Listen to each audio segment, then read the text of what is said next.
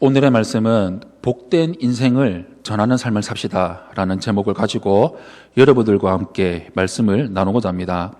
전도와 영적 전쟁 8번째 시간입니다. 수많은 사람들이 예수님의 가르침을 듣고 하나님 나라의 복음을 들었지만 정작 이 말씀을 들은 사람들은 자신들의 생각에서 벗어나지를 못했습니다.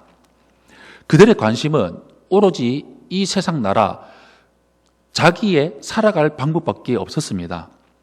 예수님이 그들의 구원자로 오셨다는 사실도 그들은 예수님이 세상에서 자신들의 억울함과 가난, 즉 원하는 것들을 해결해 줄 것이라는 의미로 받아들였습니다. 오늘날 이 시대를 살고 있는 우리도 지금 이와 같이 착각하면서 살아가고 있는 사람들이 있습니다. 오늘 본문 13절 말씀에 무리 중에 한 사람이 이르되 선생님 내 형을 명하여 유산을 나와 나누게 하소서 하니 라고 말씀을 합니다. 예수님께서 왜 이 땅에 오셨을까요?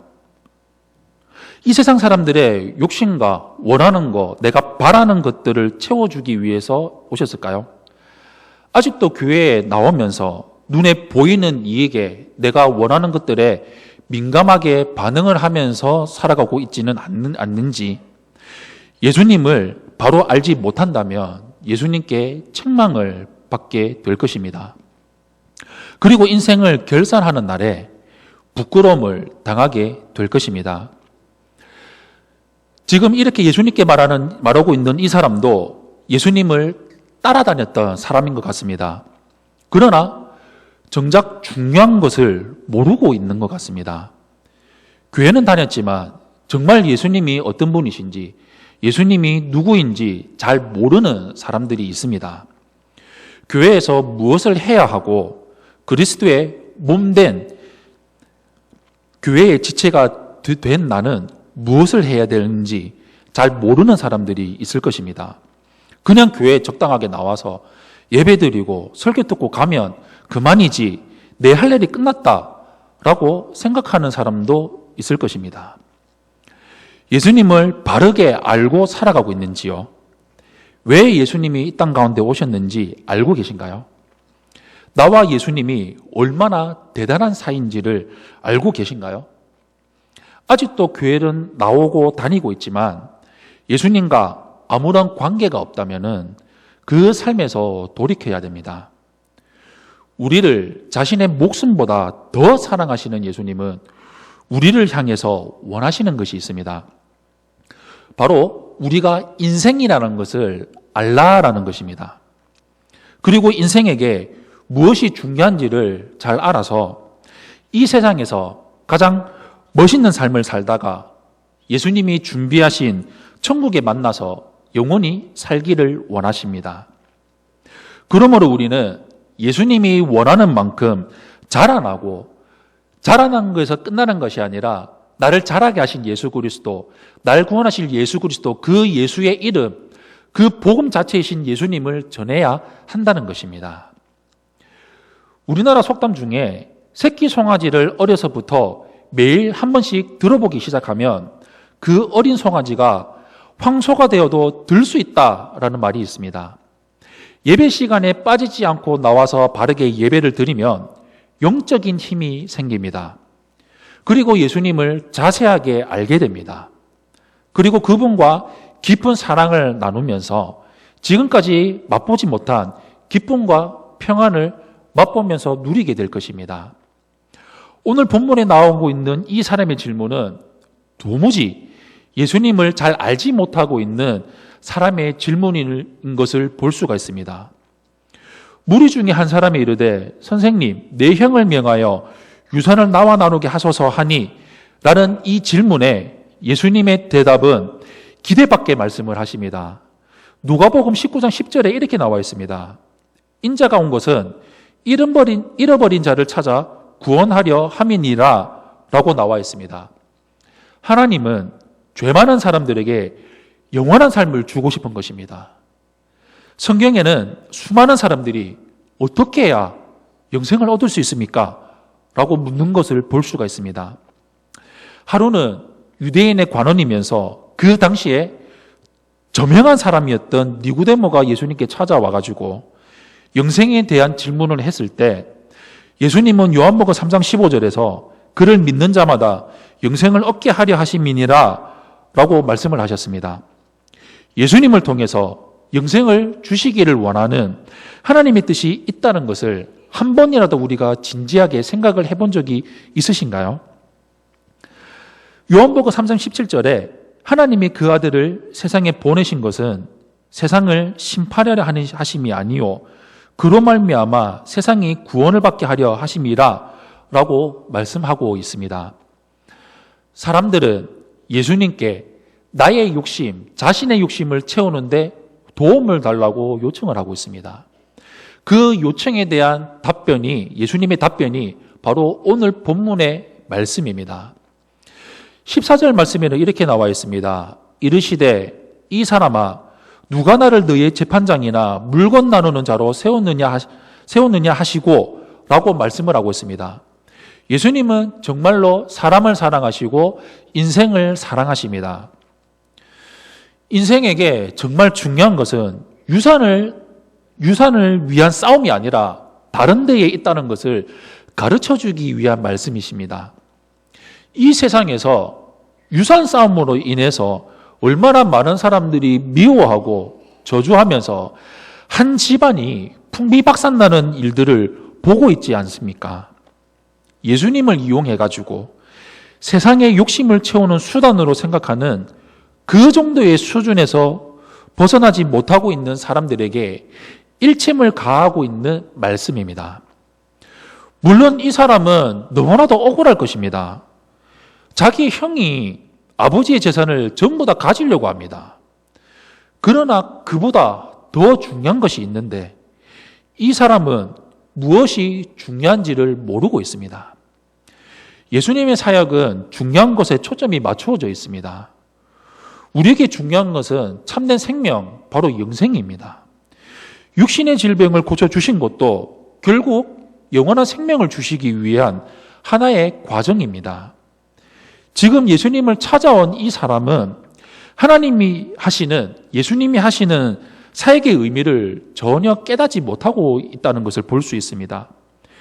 교회에 다니고 있고 교회에 나오고 있는 수많은 사람들 가운데서도 예수님의 참된 의미를 깨닫지 못하는 경우가 허다합니다. 예수님을 만나서 참된 생명을 얻고 누리며 복음 전하며 살아가는 이 삶이 가장 중요한 일입니다. 이 놀라운 복을 경험한 사람들에게는 재물이 가장 중요한 것이 될 수가 없습니다. 오히려 재물이 참된 생명을 얻는데 방해가 된다는 것을 깨닫고 탐심을 멀리하면서 하나님이 원하시는 삶, 복음을 전하는 삶을 살아가야 합니다. 예수님은 왜 탐심을 물리쳐야 하는지 어리석은 부자의 비유를 통해서 가르쳐주고 있습니다. 17절 말씀에 심중에 생각하여 이르되 내가 곡식 쌓아둘 곳이 없으니 어찌할까 하고 라고 말씀을 하고 있습니다. 이 말씀은 부자가 소출을 너무 많이 거둬서 너무 좋아가지고 어쩔 줄 몰라 하고 있는 말씀을 해주고 있으십니다. 그리고 19절 말씀에 또 내가 내 영혼에게 이르되 영혼아 여러 해 쓸 물건을 많이 쌓아두었으니 평안히 쉬고 먹고 마시고 즐거워하자 하리라 하되 라고 말씀을 하고 있습니다. 탐심은 생명을 볼 수 없게 만들어버립니다. 이 부자는 물질이 많으면 영혼에게도 도움이 될 줄을 알았는데 나중에 지나고 보니까 전혀 아니었습니다. 오히려 물질은 영혼의 귀중함을 보지 못하게 만듭니다. 이 세상은 물질 만능주의 시대입니다. 그래서 물질이면 모든 것이 해결이 가능하다라는 것을 세상 사람들은 그것을 알고 기억하고 그것만 바라보고 살아가고 있습니다. 또한 물질을 통해서 교회까지 관여할 수 있다는 생각을 하는 사람들도 간혹 있습니다. 돈을 좀 벌고 나서 내가 형편이 나아지면 교회에 나갈게요. 교회에서도 어느 정도 물질이 있어야 힘을 낼 수 있지 않을까요? 이런 사람일수록 영혼의 문제에 대해서는 더욱더 어둡고 하나님과 거리를 두고 살 수밖에 없다는 사실을 알아야 됩니다.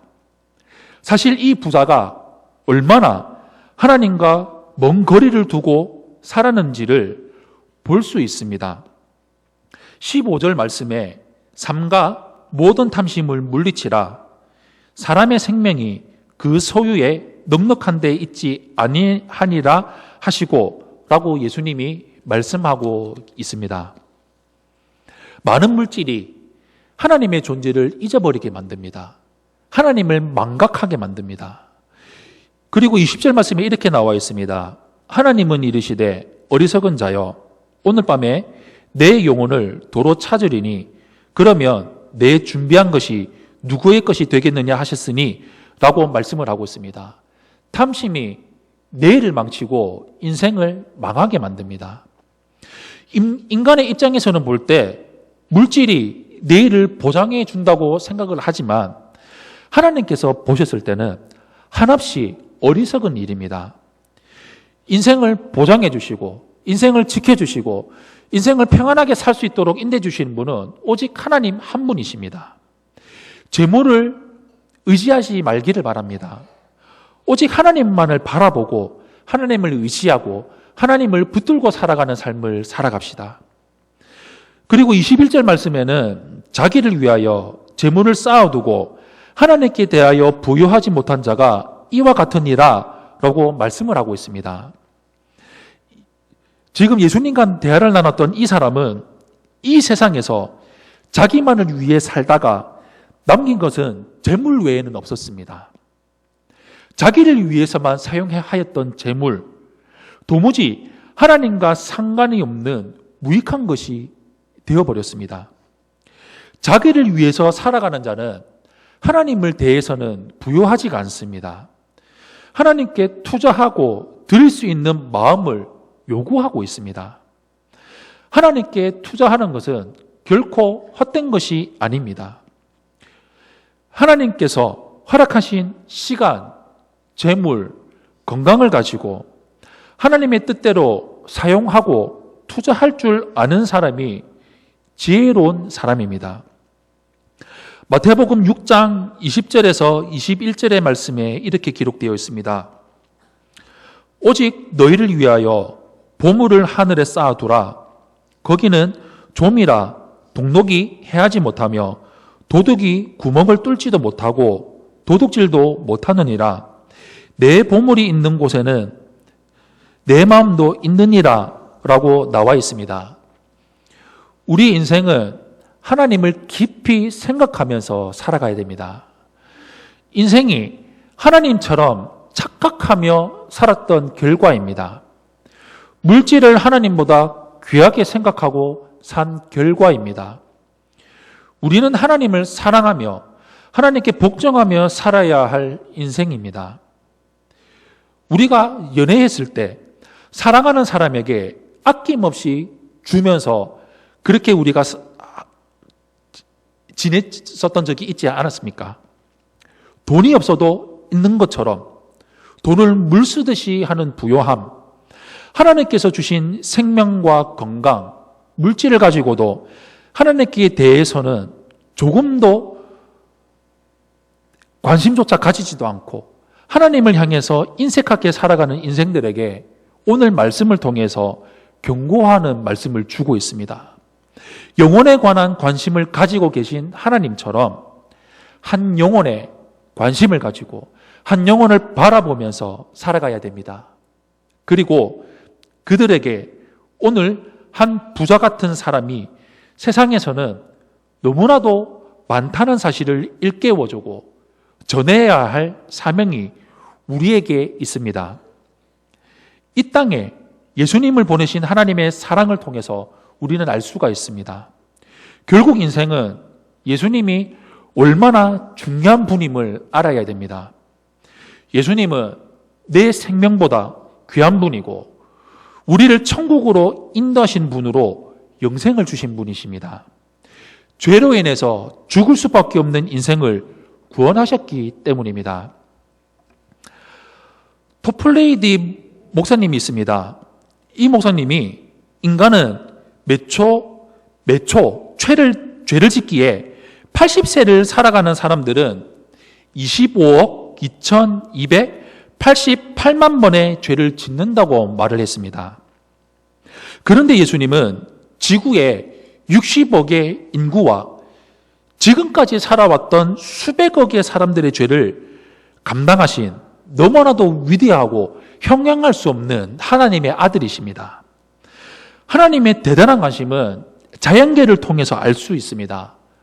천문학자들은 천체 만환경을 통해서 바다의 모래보다 더 많은 별들을 보면서 하나님의 위대하심과 하나님의 권능을 바라보면서 감탄합니다. 한 영혼, 개개인 모두는 하나님의 관심입니다. 하나님은 사람을 사랑하십니다. 한 영혼을 귀하게 보시기에 천하보다 귀한 영혼이라고 말씀을 하셨습니다. 죄 많은 인생을 위해서 예수 그리스도를 제물로 보내셔서 우리 대신 십자가에 달리게 하시고 우리의 죄를 해결해 주실 뿐만 아니라 우리를 영원한 영생을 주시기를 원하고 계십니다. 그래서 우리에게 영원한 거처인 천국을 주시기 위해 예수님을 이 땅 가운데 우리에게 보내주셨습니다. 그렇듯이 우리도 세상에 나가서 예수님을 모르는 사람들에게 날 구원하신 예수님, 그 복음이신 예수님을 전해야 된다는 것입니다. 우리는 인생이라는 것을 기억을 해야 됩니다.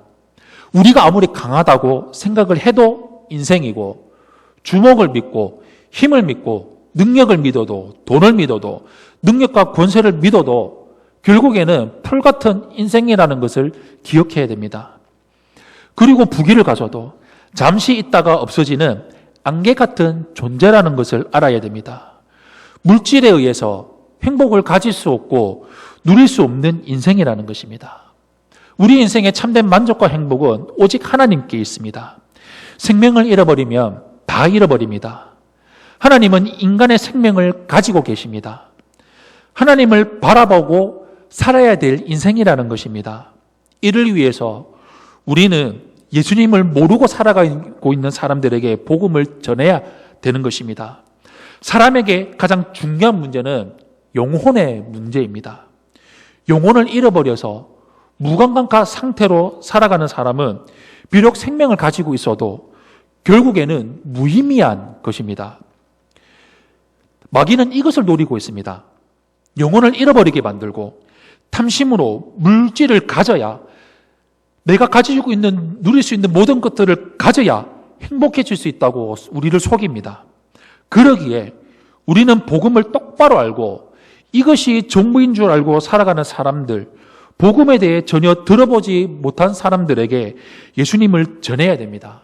인생의 주인은 예수님이시고 하나님이 예수님이 이 땅 가운데 오신 이유는 우리에게 부요함을 주기 위해 오셨고 이 땅을 살고 있는 이곳이 전부가 아니라 죽음 뒤에 있는 천국과 지옥이 있다는 것을 알려주어야 합니다. 그러기에 우리는 그냥 살아가는 것이 아니라 우리는 군인같이 살아야 됩니다. 군인은 자기 자신이 아니라 나라를 지키기 위해 자기의 생명을 내어놓고 살아가는 사람들입니다. 군인으로 모집된 사람이 만약에 훈련과 싸움에 집중하지 못하고 군인으로서 누려야 되는 혜택만을 바라보고 그것에서 향하고 욕심을 내고 살아간다면 승리할 수가 없습니다.